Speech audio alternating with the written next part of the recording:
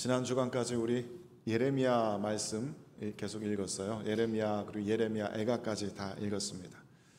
예레미야와 에스겔을 좀 비교를 한번 좀 해볼까요? 한 장 넘겨 주시겠습니까? 네. 미켈란젤로가 시스타 체플의 천장에 그린 예레미야와 에스겔 선지자의 그림입니다. 예레미야는 BC 640년경으로 추정이 되는데요. 정확한 날짜를 찝을 수는 없지만 대략 역사적인 기록들과 성경 기록들을 합쳐서 이렇게 생각해 보면 640년 언저리가 아닐까 생각이 됩니다. 그때쯤에 출생했습니다. 제사장 집안에서 출생한 제사장 직분의 사람입니다. 그리고 아마 20살이 채 안 되었던 나이에 하나님의 말씀 받기 시작한 것 같아요. 17살, 18살 그때쯤 되지 않았을까 싶습니다. 그래서 그때로부터 약 40년 동안 하나님의 말씀을 대언하는 선지자로 활동했죠. 주 활동 무대는 팔레스타인 땅, 유대 땅이었습니다. 그때 당시에 국제적인 정세가 굉장히 복잡했는데 여러 번 새벽기도 했다는 말씀드렸습니다만은 아주 고대로부터의 대제국 애굽 제국이 있었고 또 그때 패권을 잡고 있었던 아수르 제국이 있었고 새로운 패권의 강자로 떠오르는 바벨론 제국이 있었고 그 세 강대국들 사이에 가운데 딱 낑겨가지고 유대 민족이 굉장히 큰 어려움을 당하던 그런 시기였습니다. 그런 시기 가운데에서 치열한 국제 정세를 눈으로 지켜보면서 자신의 민족과 나라의 그 풍전등화 같은 운명을 마음 아파하면서 유대 땅에 머물면서 예레미야는 하나님의 말씀을 증언한 거예요. 그래서 결국은 유다 왕국이 완전히 멸망되는 것을 지켜보았고요. 예루살렘 성전이 잿더미가 되는 것을 완전히 불에 타고 무너지는 것을 예레미야 선지자는 직접 목격했습니다. 그래서 그 큰 슬픔 가지고 예레미야 애가를 쓴 것 같아요. 그리고서 예레미야는 그동안 계속해서 바벨론 제국에 항복하라라는 메시지를 던졌거든요. 어떻게 보면은 우리나라 역사로 따지면 독립운동 한창 하고 있는데 저 일본 제국에 항복하라라는 그런 메시지와 비슷하기 때문에 저 적국에 대해서 항복하라라는 메시지를 그 인기 없는 메시지를 계속해서 던지는 그 마음도 굉장히 아팠을 테고 자신이 던진 그 메시지대로 그 예언한 대로 자신의 나라 민족이 멸망하고 예루살렘 성전이 무너지는 것을 보는 것도 가슴 아팠을 테고 굉장히 힘든 사역을 해왔을 겁니다. 그래서 예레미야 서에 보면은 눈물을 흘렸다라는 표현이 굉장히 많이 있어요.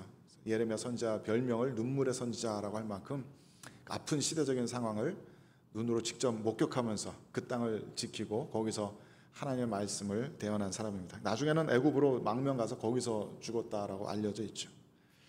반면에 에스겔은 예레미야보다는 한 15년에서 20년 더 늦게 태어난 것 같아요. 나이는 조금 더 어립니다. 이 사람도 역시 제사장 집안의 사람이에요. 근데 이 바벨론이 3번에 걸쳐서 유대 사람들을 포로로 끌고 갔잖아요. 첫 번째 끌고 갔을 때 다니엘이 끌려갔고 두 번째로 침략해서 끌고 갔을 때 에스겔이 끌려갔습니다. 그때 나이가 25살 즈음일 거라고 생각이 돼요. 그리고 바벨론 제국의 낯선 땅에 포로로 붙잡혀가서 한 5년 있다가 30살 때부터 하나님의 말씀을 받기 시작한 것 같습니다. 그러니까 비슷한 시기에 예레미야는 유대 땅에서 하나님의 말씀을 전했고 에스겔은 바벨론 포로들과 함께 바벨론에 끌려가서 그 바벨론 포로들에게 하나님의 말씀을 전하는 거예요. 근데 저는 이 에스겔의 삶을 생각해 보면은 굉장히 공감 가는 바가 많아요. 저도 제 스스로의 정체성을 예배 사역자, 찬양 사역자, 영적 레위 사람 이런 정체성을 한참 오랫동안 가지고 살았기 때문에 저 제사장 집안에 태어나서 제사장 직분을 가지고 그 사역을 해야 했지만 그렇게 하지 못한 에스겔에 대해서 공감하는 아픔이 되게 많아요. 보통 이 25살 되면 레위 사람들이 제사장 레위 사람 직분을 시작하기 위해서 트레이닝을 받는 그 나이거든요. 25살 되면은 성전에 올라가서 이제 어떻게 성전에서 섬겨야 하는지 그것을 배우기 시작하는 나이입니다. 그런데 그 나이에 에스겔은 바벨론으로 끌려가 버린 거예요. 어렸을 때부터 아빠가 삼촌이 고모부가 해왔던 그 제사장 직분 성경을 보면서 나도 커서는 저렇게 하겠구나, 저렇게 나도 하고 싶어라고 그런 꿈꾸면서 그러고 있다가 정작 그 나이가 되니까 이방 제국의 침략을 받아서 끌려가 버리고 포로로 끌려가 버리고 자신의 정체성으로 여겨왔던 하나님의 성전 섬기는 그 일을 전혀 하지 못하게 된 거죠. 그리고 5년 있다가 나이 30대에 대해서 나이 30 되면 이제 정말로 모든 트레이닝을 마치고 정말 제사장 직분을 실제로 행해야 되는 나이인데 제사장 직분은 행하지 못하고 바벨론 제국의 그발 강가라는 그 유대인들 모여 사는 그 동네에서 강가에 이러고 앉아있다가 어느 날 갑자기 하나님의 환상을 봅니다. 그래서 에스겔 1장 1절에서 이렇게 쓰고 있어요. 읽어봅시다. 시작. 30째 해 넷째 달 초닷새에 내가 그발 강가 사로잡힌 자 중에 있을 때 하늘이 열리며 하나님의 모습이 내게 보이니 요호야긴 왕이 사로잡힌 지 5년 그 달 초닷새라. 30째 해라고 되어 있는데 대부분의 학자들은 저게 아마도 에스겔의 나이를 얘기하는 것일 것이다 라고 추측하고 있어요. 그렇지 않으면 그 역사적으로 굳이 이 30번째 해가 어디부터의 30번째 해인지 딱 집어 말하기가 좀 힘들거든요. 그래서 아마도 30살째 되던 해에 그발 강가에 외국에 포로로 잡혀간 그 외국의 강가에 처연하게 자신의 정체성을 잃어버린 채 자신의 소명을 잃어버린 채 이렇게 하염없이 앉아있는데 갑자기 하늘이 열린 겁니다. 그리고 하나님의 모습이 보였다라고 쓰고 있어요. 많은 사람들이 이 에스겔 1장에 나오는 이 기묘한 환상을 그림으로 그리려고 노력을 했는데 예를 들면 이런 그림이요. 하늘 위에 저렇게 바퀴 같은 것들이 있고 내 천사가 있고 보호자가 있고 보호자에서 영광을 비치는 그런 모습. 어떤 사람은 이렇게 그리기도 했고요. 자세히 보면 저 가운데 강가에 조금 막힌 밑에 사람이 요만하게 있습니다. 저게 에스겔인가 봐요. 제가 예전에 저 에스겔 1장을 가지고 저게 UFO다, 외계인이다 뭐 이렇게 말하는 공상과학 소설 같은 그런 애들 읽는 그런 책을 본 적이 있었어요. 그럴 정도로 UFO 같이 느껴질 정도로 너무 기괴한 장면이죠. 그래서 유대인들 전승에는 이 에스겔서가 너무나 기괴한 그림들, 굉장히 또 자극적인 좀 그런 폭력적인 그런 말씀들이 많아서 30살 이전에는 에스겔서 못 읽게 했다라는 그런 얘기도 들어봤습니다. 그럴 정도로 에스겔서에 나오는 이 환상들은 말씀들은 난해하기도 하고 기괴하기도 합니다. 그러니까 이때로부터 이 환상으로부터 시작해서 에스겔은 이제 제사장의 직분이 아니라 제사장으로서의 사명이 아니라 선지자로서의 사명을 하나님의 말씀을 전하는 선지자로서의 사명을 새롭게 받게 됩니다. 우리가 오늘 읽은 말씀이 바로 그 하나님으로부터 선지자의 사명을 받는 그런 장면이에요. 그런데 특이하게도 이 에스겔 선지자는 그냥 하나님의 말씀이 이렇게 임하셔서 그것을 전한 것이 아니라 하나님의 말씀을 먹는 경험부터 합니다. 우리가 읽은 본문 앞에 이렇게 써 있어요. 읽어봅시다. 시작. 너 인자야, 내가 내게 이르는 말을 듣고 그 패역한 족속같이 패역하지 말고 네 입을 벌리고 내가 내게 주는 것을 먹으라 하시기로 내가 보니 보라 한 손이 나를 향하여 펴지고 보라 그 안에 두루마리 책이 있더라. 그가 그것을 내 앞에 펴시니 그 안팎에 글이 있는데 그 위에 애가와 애곡과 재앙의 말이 기록되었더라. 그러니까 갑자기 하늘이 열리고 저 보호자가 보이고 천사들이 보이고 이 어마어마한 풍경 앞에 에스겔이 놀라서 꿇어 엎드러졌단 말이에요. 그랬더니 그 보호자의 인간의 형상 같은 사람의 형상 같은 이가 그 빛 가운데서 에스겔에게 말씀하시면서 에스겔을 일으켜 세웁니다. 그리고 손이 하나가 이렇게 펼쳐지는데 그 손 안에 두루마리 책이 있는 거예요. 그 책을 보니까 그 책 안팎에 써 있는 것이 애가 슬픔의 노래, 또 애곡의 노래, 그리고 재앙의 하나님의 진노의 심판을 예언한 그런 말씀들이 기록되어 있는 겁니다. 이걸 받아 먹어라. 이것이 네가 앞으로 전해야 될 말씀이다라고 하는 거예요. 그래서 오늘 읽은 말씀에 이렇게 되어 있죠. 다시 읽어봅시다. 시작. 또 그가 내게 이르시되 인자야 너는 발견한 것을 먹으라. 너는 이 두루마리를 먹고 가서 이스라엘 족속에게 말하라 하시기로 내가 입을 벌리니 그가 그 두루마리를 내게 먹이시며 내게 이르시되 인자야 내가 내게 주는 이 두루마리를 내 배에 넣으며 내 창자에 채우라 하시기에 내가 먹으니 내 입에서 달기가 꿀 같더라. 말씀을 듣는 것과 말씀 먹는 것은 굉장히 다릅니다. 이 선지자 에스겔은 말씀을 먹는 경험을 해요. 말씀 묵상 세미나 할 때 몇 번 말씀드렸습니다만 유진 피터슨 목사님이 이런 책을 쓰셨어요. 이 책을 먹으라 라는 제목의 책입니다. 아마도 오늘 이 본문 말씀에서 영감받아서 이런 제목을 쓰신 것 같아요. 이 책은 교회 아주 오랜 말씀 묵상 전통에 대해서 가르치는 책입니다. 렉시오 디비나라고, 어떻게 영적인 독서를 할 수 있는가, 어떻게 이 말씀을 하나님의 말씀으로 읽고 그 말씀을 묵상하고 그 말씀대로 살아갈 수 있는가라는 것을 가르치는 책이에요. 여기서 이 책에서 맨 앞부분에 가르치는 것 중에 하나가, 성경에 나오는 묵상하다라는 단어는 하갈이라는 단어인데, 개가 뼈다귀를 보고서 으르렁대면서 그것을 하루 종일 붙들고 씹고 뭐 이렇게 계속 입에 물고 있는 그것을 의미하는 단어다라고 가르치고 있어요. 하나님의 말씀을 묵상한다는 게 그런 뜻이라는 거죠. 하나님의 말씀을 계속해서 품고 그것을 사모하면서 계속 하루 종일 그것을 마음에 가지고 이렇게도 맛보고 저렇게도 맛보고 하는 그것이 묵상이라는 거예요. 그래서 하나님의 말씀은 듣는 것이 아니라 받는 것이고 먹는 것입니다. 듣고 그냥 흘려보내는 것이 아니라, 듣고서 그냥 들은 대로 남들에게 전달하는 것이 아니라, 들은 대로 내 안에 그 말씀이 들어와서 그 말씀이 내 생명의 일부분이 되어야 합니다. 우리가 밥을 먹으면 그 밥 안에 있는 영양분이 우리들의 살과 피가 되는 것처럼, 하나님의 말씀을 우리들 안에 받아서 우리들 안에 먹어서 그 말씀이 우리들의 생각이 되고 우리들의 감정이 되고 우리들의 의지가 되고 우리들의 행동이 되고 우리들의 삶의 일부가 되어야 합니다. 그것이 말씀을 묵상한다는 것이다 라고 이렇게 유진 피터스 목사님이 가르치고 있는 거예요. 저는 이게 다른 말로 하면은 그 앞에 예레미야 선지자가 예언한 예언의 말씀이 성취되는 장면이라고 생각해요. 읽어봅시다. 시작.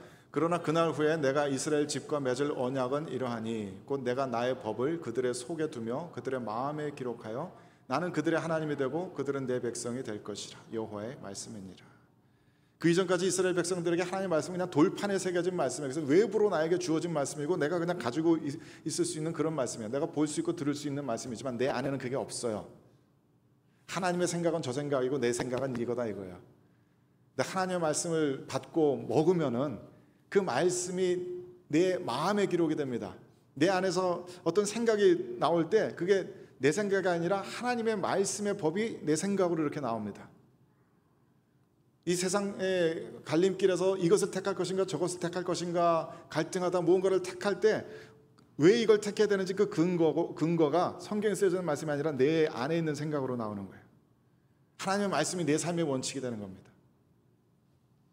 그게 우리들의 마음에 하나님의 말씀이 기록됐다는 의미이고, 예레미야를 통해서 보여주는 것 같이 하나님의 말씀을 받았고 먹었다라는 말씀의 의미일 겁니다. 그래서 예레미야는 자신이 받은, 자신이 먹은, 그래서 자신과 하나 된, 자신의 일부가 된 그 하나님의 말씀을 전달하는데, 물론 다른 선지자들도 그런 경우가 없었던 것은 아니지만 그냥 말로만 전하는 것이 아니라 자신의 온몸으로 전합니다.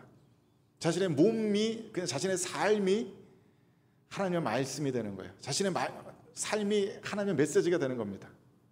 인카네이션, 하나님의 말씀의 육화가 일어나는 거예요. 그래서 이 뒤에 4장, 5장 말씀 보시면은 예레미야가 말씀 전하면서 굉장히 기이한 일들을 많이 합니다. 이렇게 하나님께서 이렇게 해라라고 하신 말씀 그대로 벽돌 한 장 가져다가 그것을 예루살렘 성인 것처럼 예루살렘 성을 적군이 에워싸서 전쟁을 벌이는 것을 이렇게 미니어처 만들듯이 이렇게 해서 사람들에게 보여줘. 그리고 거기다 철판을 딱 놓고 이 전쟁과 하나님 마치 상관없는 것 같이 하나님께서 끼어들지 못한다는 그런 것을 이렇게 드라마로 이렇게 보여줘요. 요즘 말로 하면 저거 완전 행위 예술입니다. 그리고 이쪽으로 눕기도 하고 저쪽으로 눕기도 하고 또 자기 머리털을 칼로 이렇게 내려치기도 하고 굉장히 다양한 방법으로 그 인분에다가 불을 붙여가지고 거기서 떡을 구워서 그 더러운 음식을 먹기도 하고 굉장히 다양한 모습으로 하나님의 메시지를 온몸으로 표현하고 선포합니다. 예전에 제가 유스코스타 갔다가 아주 옛날에 청소년들과 같이 유스코스타 갔다가 인상적인 장면을 보는데 잊혀지지 않는 한 장면이 있어요. 유스코스타 가면은 청소년들이 한 500~600명 모입니다. 어마어마하죠. 근데 얘들은 일단 기본적으로 디폴트가 굉장히 흥분해 있는 상태예요. 일단 놀러 가는 것 같은 방학 때 봄방학 맞아서 거기 가는 그것만으로 너무 기쁜 데다가 지금 애들이 5,600명이 있거든요. 엄청나게 흥분된 상태예요. 그러니까 한번 예배 드리자라고 모이면 일단 막 어마어마하게 시끄럽습니다. 애들이 막 시끄럽게 그거 찬양시키고 이렇게 기도하자고 조용하게 하고 그 다음에 이제 말씀을 전해야 되는데 기본적으로 애들이 말씀 잘 안 들어요. 애들이 뭐 5,600명이 돼서 얼마나 그 집중을 할 수 있겠어요. 그게 쉽지가 않습니다. 대부분 아이들은 그냥 자기들끼리 막 놀고 막 전화기 하고 막 이러고 있어요. 근데 한국에서 오신 어떤 목사님이셨는데 아마 청소년 사역 주로 하시는 분이시라 그러는 것 같아요. 웃옷을 걷어붙이시고 제 기억으로 아마 티셔츠 그냥 한 장 내이 입는 것 같이 그렇게 입으시면서 말씀 전하신 것 같은데 온몸이 땀이 범벅이 되시면서 최대한 재밌는 얘기를 하려고 애를 쓰시면서 아이들의 시선을 집중시키려고. 근데 제가 보기엔 그냥 아재 개그 같아요. 아이들은 전혀 안 웃어요. 근데 막 열심히 애를 쓰시면서 애들의 시선을 집중시키려고 무슨 여기 뭐 이런 것도 원판도 갖다 놓고 이렇게 다트 던지는 것도 갖다 놓고 뭐도 갖다 놓고 하면서 애들의 시선을 집중시키려고 땀을 뻘뻘 흘리면서 말씀을 전하는데 애들은 안 들어요. 제가 그 모습을 옆에서 보면서 같은 설교자로서 악몽 같더라고요. 설교자가 꿀 수 있는 악몽. 막 전하는데 아무도 안 듣는 악몽. 근데 한편으로는 그 모습이 너무 거룩하게 느껴지고 너무 숙연하게 느껴지더라고요. 그 목사님 그 열심히 아이들에 대한 그 막 땀 흘려서 하는 열심이 너무 숙연하게 만들더라고요. 제가 보기엔 예레미야가 한 게 그런 일이에요. 굉장히 열심히 전하고 있어요. 자신의 온 몸으로 사람들이 지나가면서 손가락 잡아도 쟤 뭐야? 라고 그럴 것 같은 그런 일들을 하나님의 메시지를 전달하기 위해서 자신의 온 몸으로 자신의 온 삶으로 그냥 하루 한 번 잠깐 하는 것이 아니라 몇 날 며칠 동안을 계속해서 똑같은 일들을 하면서 하나님의 말씀 메시지를 전하려고 애를 쓰고 있어요. 근데 하나님께서 이런 일들을 시키시면서 이런 메시지를 전하라고 말씀하시면서 굉장히 너무나 뼈아픈 말씀을 하십니다. 이렇게 말씀하세요. 읽어봅시다. 시작. 그러나 이스라엘 족속은 이마가 굳고 마음이 굳어 네 말을 듣고자 아니하리니 이는 내 말을 듣고자 아니함이니라. 이거 이렇게 말씀 전해 이런 행동을 드라마들을 해봐. 근데 쟤들은 안 들을 거야 라는 거예요. 설교자 입장에서 한번 생각해 보세요. 얼마나 기운 빠지는 끔찍한 일입니까? 막 설교 막 원고를 주세요. 근데 맨 끝에 이거 전하지만 사람들은 안 들을 거야 라는 말씀을 주세요. 사람들은 관심 없을 거야. 콧방귀도 안 낄 거야. 굉장히 기운 빠지는 말씀이에요. 하나님께서는 그 사람들이 내 말을 하나님 말을 안 들으려는 사람들이기 때문에 네 말도 안 들을 거야 라고 하세요. 기본적으로 하나님의 말씀에 관심이 없어 사람들은. 그러니까 네가 아무리 이 메시지를 전해도 안 들을 거야 라고 말씀하시는 거죠. 그러면서도 하지만 그래도 전하라고 그러세요. 사람들에게 나아가서 아무도 듣지 않는 설교를 하라는 거예요. 아무도 관심 없어 하는, 아무도 반응을 보이지 않는, 그 말씀을 하나님의 말씀으로 받지 않는, 그 말씀 때문에 스스로의 삶을 변화시키고자 하는 아무런 마음이 일어나지 않는 그 청중들을 향해서 선지자로서의 하나님의 말씀을 대언하는 자로서의 사명을 감당하여라. 다시 말하자면 사람들 앞에 나가서 실패한 설교자가 되라는 말씀이에요. 아무런 열매 거두지 못하는 사역자가 되어라. 아무도 변화시키지 못하는 실패한 선지자가 되어라. 물론 잘 생각해 보면 이유가 있겠죠. 모든 선지자들이 이런 비슷한 소명을 받습니다. 그 이유는 그렇게 함으로써 이 세상이 얼마나 악한지, 얼마나 하나님께서는 끝까지 최선을 다해서 하나님의 그 말씀을 전하려고 애를 쓰였지만 이 사람들이 얼마나 끝까지 막 강력하게 하나님의 말씀을 거부했는지 그 증인이 되라고 보내시는 거예요. 그래서 에스겔 본인에겐 굉장히 아프지만, 굉장히 힘들겠지만 다른 선지자들처럼 에스겔도 그렇게 하나님께서 보내십니다. 대신 하나님께서 이게 위로가 되는 말씀인지는 모르겠는데 이런 약속도 해주세요. 읽어봅시다. 시작. 보라, 내가 그들의 얼굴을 마주보도록 내 얼굴을 굳게 하였고 그들의 이마를 마주보도록 내 이마를 굳게 하였으되 내 이마를 화석보다 굳은 금강석같이 하였으니 그들이 비록 반역하는 족속이라도 두려워하지 말며 그들의 얼굴을 무서워하지 말라 하십니다. 제가 처음 2년 전에 청빙 설교 왔을 때 기억하실지 모르겠어요. 그런 말씀 드렸어요. 여러분들 이렇게 무서운 얼굴 하고 앉아 계시면 제가 말씀 잘 못 전합니다. 저기 활짝 이렇게 웃어주세요. 여러분들 그때 굉장히 밝은 얼굴로 웃어주시고 제 말씀 경청해 주셔서 저도 굉장히 기쁘게 전했던 어렴풋한 기억이 있어요. 물론 요즘도 잘 들어주시지만 그때는 정말 눈들이 초롱초롱해서 잘 들어주셨어요. 저도 마음이 약한 사람이라 그렇게 청중들이 잘 들어주지 않으면 이게 말이 잘 안 나와요.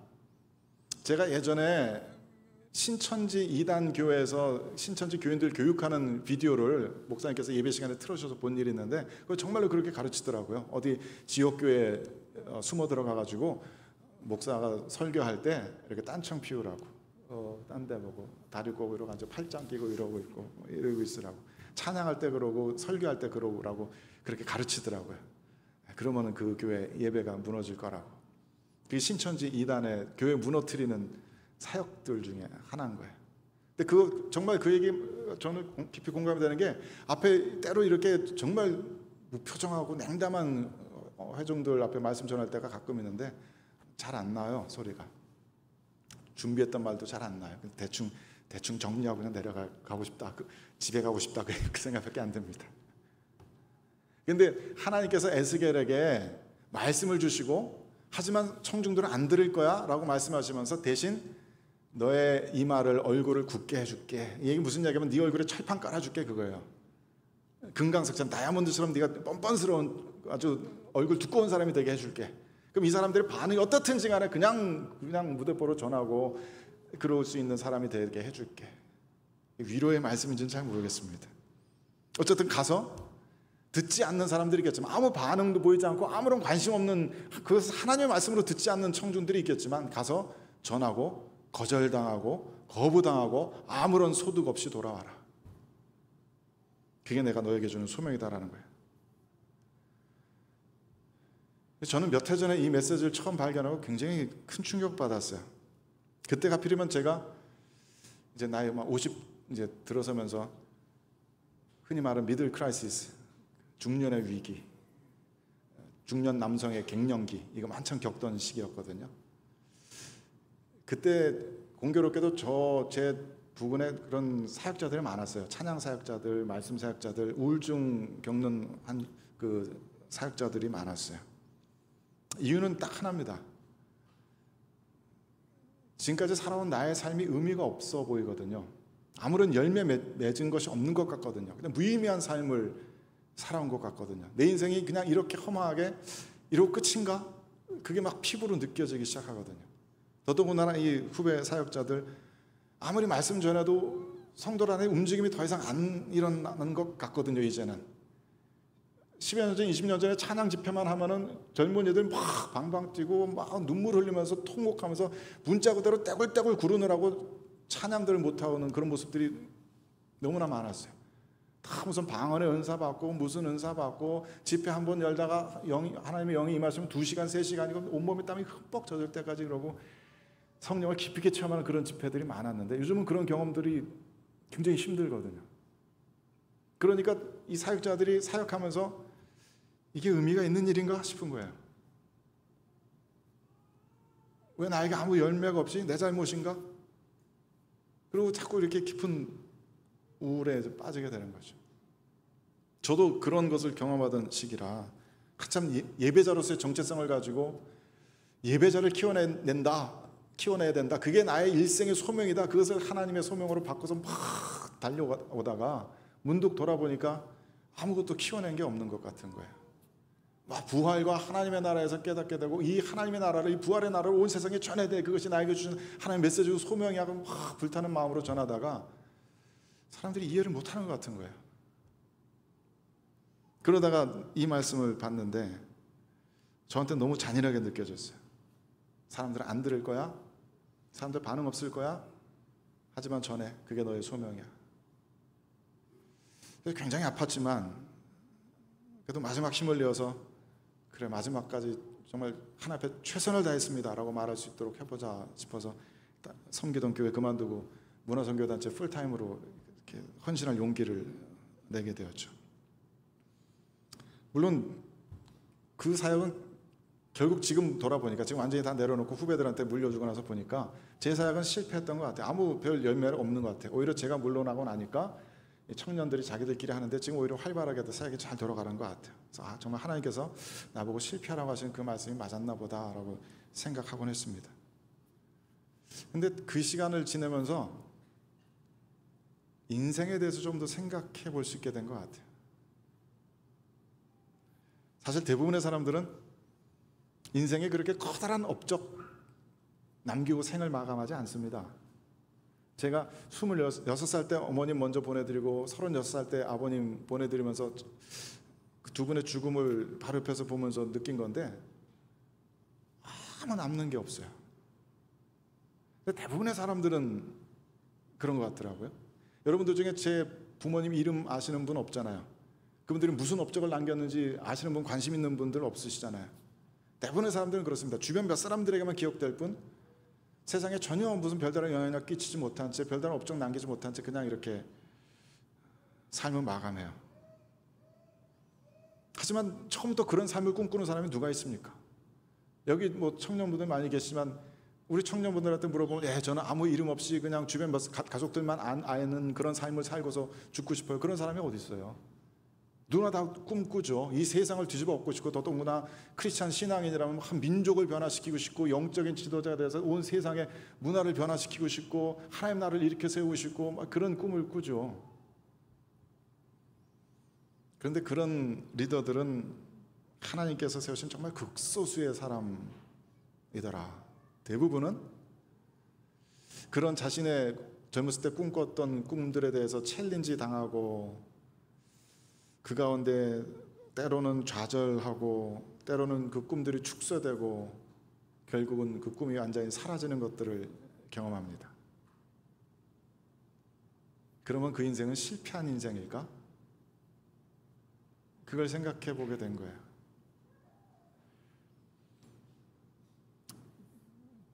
지금도 넷플릭스에 아마 있는 것 같은데 나의 아저씨라는 드라마 있잖아요. 많은 우리 특히 아저씨들이 인생 드라마라고 이제 생각하는 드라마인데 거기 보면은 이런 대사가 나와요. 거기 한 여배우가 있는데 실패한 여배우예요. 나이만 점점 들어가고 커리어에서 완전히 실패한 여배우가 그 동네 사람들 모임에 어떻게 끼게 됩니다. 그 동네 사람들은 그냥 뭐 평범한 시민들이에요. 지금은 뭐 명예퇴직 당한 회사원, 그 자신의 꿈을 이루지 못한 뭐 연출가, 뭐 동네 청소부로서 일하는 사람, 뭐 그런 사람들 모여있는 그냥 평범한 시민들입니다. 근데 그 여배우가 그들과 어울리면서 막 술을 마시고 그런 얘기를 해요. 난 이 동네가 너무 좋아요. 나는 이 동네 사람들이 너무 좋아요. 다 실패한 사람들 같아서 너무 좋아요. 하고 듣는 사람들이 이게 무슨 얘기야? 막 발끈하니까 나도 내가 실패한 사람 같은데 나뿐만이 아니라 모두가 다 실패했다는 게 너무 좋아요. 그리고 그렇게 실패했어도 아무 상관없이 이렇게 행복하게 살 수 있구나라는 걸 느낄 수 있어서 너무 좋아요. 그러더라고요. 그거 보면서 저도 펑펑 울었잖아요. 그렇지. 이러면서. 그 동네 평범한 사람들이 정말 실패한 인생인가? 젊었을 때 자신이 꿈꾸던 그대로 되지 않았다고 그 인생은 실패한 인생이라고 말할 수 있는가? 그렇지 않은 것 같아요. 에스겔의 경우를 한번 생각해 보세요. 선지자로서의 사역을 다 마쳤어요.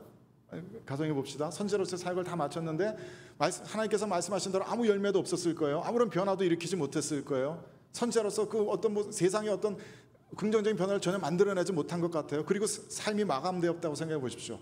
그리고 하나님 앞에 섰습니다. 그때 하나님께서는 너 왜 세상에 변화를 일으키지 못했니? 업적을 남기지 못했니? 그리고 꾸짖으실까요? 그렇지 않을 것 같아요. 하나님께서는 이렇게 말씀하실 것 같아요. 읽어봅시다. 시작. 그 주인이 이르되 잘하였도다 착하고 충성된 종아 내가 적은 일에 충성하였음에 내가 많은 것을 내게 맡기리니 내 주인의 즐거움에 참여할지어다. 예수님께서 비유를 들어서 말씀이죠. 많은 달란트건 적은 달란트건 그 달란트를 가지고 일하는 사람들에게 주님께서 똑같이 말씀하세요. 착하고 충성된 종아 네가 적은 일에 충성하였구나. 우리들의 일이 뭐 커봤자 얼마나 하나님 앞에 크겠어요. 하나님 앞에 다 작은 일이죠. 내가 너에게 맡겨준 그 적은 일에 너는 충성하였어. 그러면 됐어라고. 얼마나 많이 남겼느냐 묻지 않으십니다. 얼마나 이름을 떨치고 업적을 남겼고 얼마나 세상을 변화시켰느냐 묻지 않으십니다. 그거는 하나님의 영역이기 때문에, 그건 하나님이 하시는 일이기 때문에 작은 일에, 너에게 맡겨진 작은 일에 충성하였는가 물으십니다.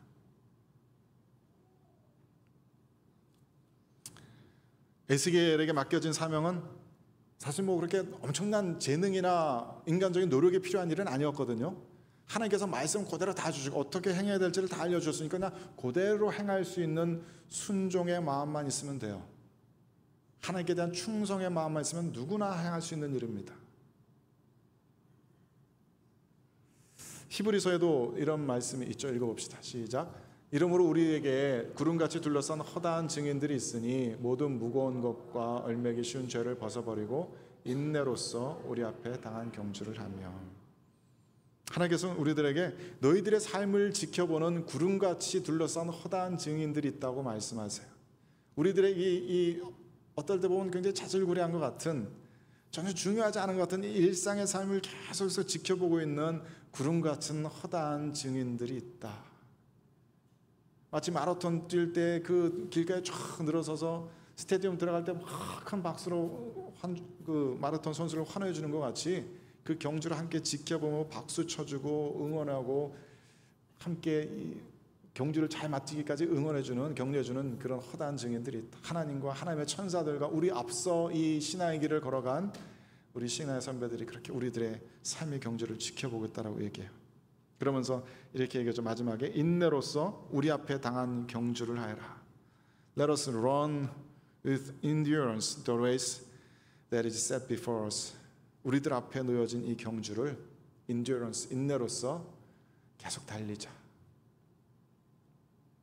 몇 등을 했는가, 얼마나 빠른 기록을 냈는가가 중요한 것이 아니라 끝까지 갈 수 있는가.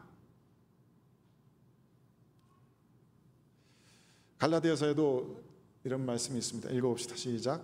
스스로 속이지 말라. 하나님은 업신여김을 받지 아니하시나니 사람이 무엇으로 심든지 그대로 거두리라. 자기 육체를 위하여 심는 자는 육체로부터 썩어질 것을 거두고 성령을 위하여 심는 자는 성령으로부터 영생을 거두리라. 우리가 선을 행하되 낙심하지 말지니 포기하지 아니하면 때가 이름에 거두리라. 우리는 지금 무슨 씨앗을 심고 있을까요? 내 자신의 영광, 내 자신의 계획의 성취를 위한 것, 내 자신의 소망 같은 씨앗을 심는다면은 나 그것만 거둘 거라고 말씀하세요. 하지만 성도들이 심어야 하는 씨앗은 하나님께 주시는 영원한 생명의 씨앗입니다. 영생의 씨앗입니다. 인내로서 그 생명의 씨앗을 계속 심어간다면 언젠간 거두게 될 것이다. 그 얘기는 언젠간 우리가 예수 그리스도를 닮은 생명으로서 완성될 그날이 있을 것이다. 하나님의 아들로, 하나님의 딸로, 하나님의 형상을 반영하는 존재들로 이 세상에 서게 될 날이 있을 것이다. 어떤 업적을 남겼느냐가 카운트되는 것이 아니라 what to do가 아니라 우리들의 being으로서, 우리들의 존재로서 스스로의 삶을 설명하게 될 그날이 있게 될 것이다.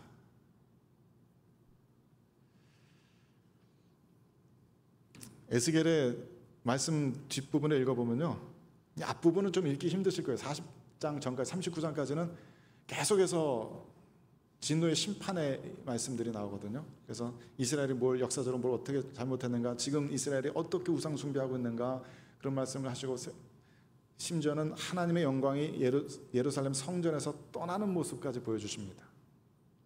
그리고 주변 열강들에 대한 모든 진노의 심판의 말씀을 주시는데 40장에서 메시지가 갑자기 바뀌어요.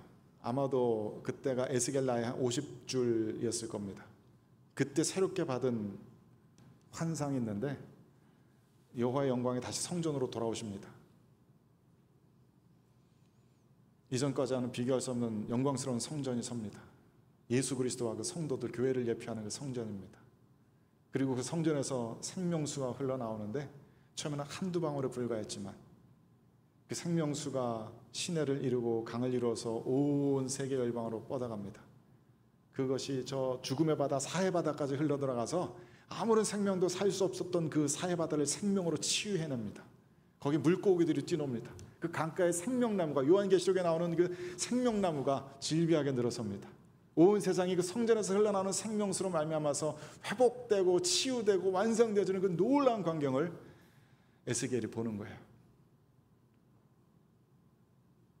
저는 그거면 됐다고 생각해요. 에스겔 입장에서 이 영광스러운 소망의 메시지를 사람들에게 전할 때 사람들이 어떤 반응을 보이는가 그 별로 중요하지 않을 것 같아요. 이제는 더 이상 이 놀라운 미래의 소망을, 영광스러운 소망을 내 눈으로 보게 되었다는 그 영광, 그것만으로도 에스겔은 충분한 보상을 받았을 것이라고 생각합니다.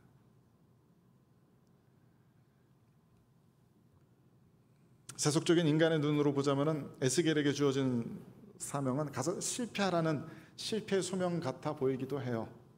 실패한 설교자, 실패한 사역자, 실패한 선지자, 실패한 개혁가. 어떤 사람들은 예수님도 실패한 개혁가로 보기도 해요. 안 믿는 이들이겠지만. 예전에 제가 그 인터넷에 무슨 기독교 카페에서 누군가 그렇게 글 쓰는 걸 봤어요. 아마 어린 학생이었던 것 같은데 글 내용이 뭐 예수님의 복음에 대해서 막 자기가 이렇게 막 열정적으로 쓰다가 마지막에 예수님이 십자가에서 돌아가신 것은 천추의 한이지만 뭐 이렇게 썼어요. 그래서 제가 웬만하면 그 댓글 안 다는데, 다는 사람이 아닌데 그날은 제가 발끈해가지고 아닙니다. 예수님께서 실패하셔서 십자가에 달려 돌아가신 것이 아닙니다. 예수님은 십자가에 달려 죽으심으로써 성공하신 겁니다. 십자가에 달려 돌아가시기 위해서 이 땅에 오셨기 때문에 십자가에 달려 돌아가신 그것에 성공하신 겁니다라고 제가 막 올렸던 기억이 나요. 세상 사람들 보기엔 예수님이 실패한 것처럼 보이나 봐요. 예수님의 12제자들 전부 순교한 사람들, 목 잘려 죽고 톱으로 몸이 잘려 죽고 불에 타 죽는 그 순교자들이 전부 실패한 것처럼 보이나 봐요. 그 초대교회 그 수많은 순교자들이 실패자들처럼 보이나 봐요. 하지만 우리는 압니다. 그들이 어떻게 인류 문화를, 역사를, 온 세상을 변화시켰는지. 지금 우리는 그들의 이름을 기억하고 기념하면서 그들을 닮아가려고 애를 쓰고 있잖아요. 그게 어떻게 실패한 인생이 되겠어요? 에스겔에게 주어진 소명은 실패에 대한 소명이 아니라 충성에 대한 소명입니다. 너에게 주어진 길이 아무리 이해가 가지 않고 막 비루해 보이고 비참해 보이고 아무것도 아닌 것 같아 보여도 충성해 줄 수 있겠니? 순종해 줄 수 있겠니? 내가 너에게 시키는 말들을 하고 내가 너에게 원하는 그 행동들을 해줄 수 있겠니? 그렇다면 너의 인생은 성공한 인생이라고 하나님께서 말씀하시는 거예요. 에스겔은 그래서 충성을 다했어요. 그가 말씀을 전하는 모든 순간에 사람들이 귀등으로도 듣지 않고 콧방귀 끼며 돌아가는 모든 순간에 에스겔은 성공한 거예요. 사람들이 계속해서 우상 숭배하고 계속해서 하나님의 말씀을 비웃고 멸시하는 모든 순간에 그는 주어진 소명을 성취하고 있었던 겁니다. 그러니 우리들에게 주어진 소명의 삶을 다시 한번 좀 돌아볼 수 있게 되길 바랍니다. 오늘 우리 하루 또 살아야 되는 우리들의 삶의 길이 있죠. 이번 한 주간 동안에 하나님께서 우리들에게 허락해 주신 삶이 있습니다. 어떤 이들에게는 그것이 굉장히 좀 비루하고 너무나 작고 초라해 보이는 삶일지도 몰라요. 하지만 우리는 섭리의 하나님을 믿습니다. 하나님께서 섭리하십니다. 하나님께서 섭리하지 않으시는데 일어나는 일은 없어요. 우리들이 어떤 인생의 길을 살아야 하는 그건 역시 하나님의 섭리 가운데 있는 것입니다. 하나님께서 허락하시고 인도하시기 때문에 우리들이 그 삶의 길을 걸어가게 됩니다. 더더군다나 우리는 하나님의 사랑을 믿어요. 우리를 향하신 그 영원하신 사랑과 하나님의 영원하신 능력과 지혜를 믿어요. 하나님께서 우리를 죽기까지 사랑하셨는데 우리들 앞에 놓아두신 그 삶이 그게 어떻게 하찮은 삶이겠습니까? 하나님께서 우리들에게 늘 최선의 삶을, 우리들 각자에게 지금 정확하게 필요한 최선의 삶을 허락해 주신 줄로 믿습니다.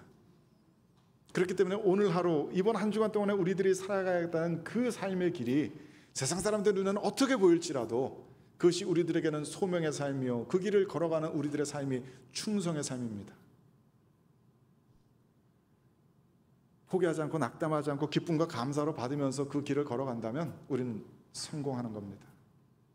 우리 평생을 그렇게 살아갈 수 있다면 우리들의 삶에 대해서 감사함으로 아멘으로 받으며 우리들 삶 앞에 무슨 수치가, 무슨 환난이, 무슨 고통이 펼쳐지더라도 이건 역시 하나님께서 명령하시고 인도하시는 내 사명의 길이려니 생각하고 그것을 감사로 받고 끝까지 포기하지 않고 걸어간다면 우리는 우리들에게 주어진 소명을 완수하는 것인 줄로 믿습니다. 그래서 우리들의 삶의 주관자 되시는 하나님을 믿고 신뢰하는 마음으로 이번 한 주간도 그렇게 힘있게 살아내시기를 축복합니다. 여러분들 각자의 가정에 또 사업장에 학교에서 살아가는 그 모든 발걸음이 하나님께 주신 사명의 길인 줄로 믿음으로 받으시고 승리하시는 저 여러분 되시기를 주님의 이름으로 축원드립니다. 함께 기도하겠습니다.